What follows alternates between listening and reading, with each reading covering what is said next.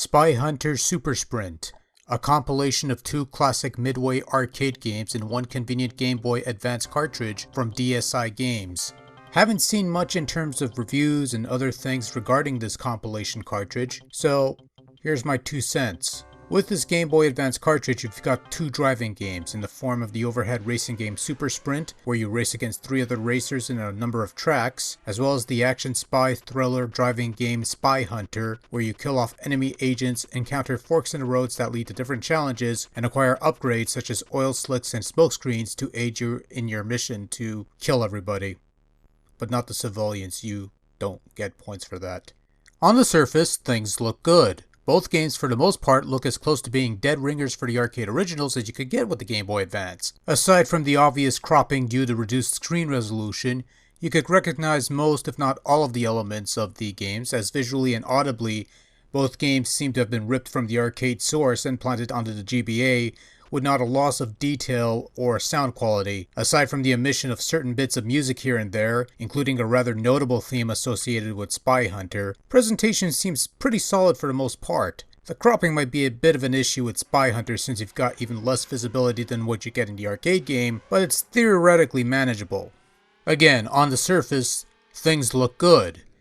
And all would have been fine with this compilation if it weren't for the fact that controls are extremely sensitive, especially in regards to steering.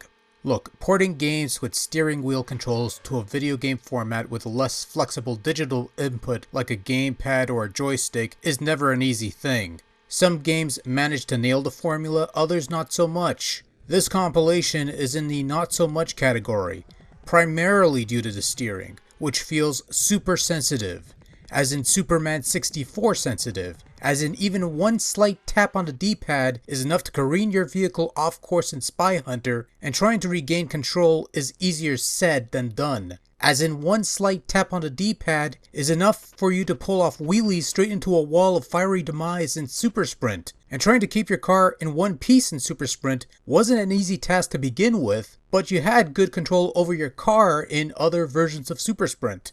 Here, not so much. Here, we've got controls that are slippery. We've got controls that make the car difficult to drive properly. Really, steering's the only main issue that kills the overall package.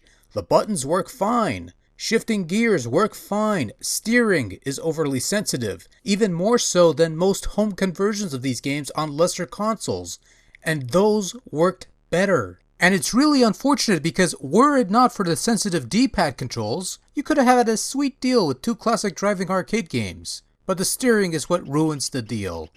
As it is, the best place for portable Spy Hunter or Super Sprint is on the PSP via the Midway Arcade Treasures Extended Play compilation. It's got Spy Hunter on there, and while Championship Sprint is no Super Sprint, it's pretty much the same game anyway. As far as this compilation on Game Boy Advance goes, don't bother.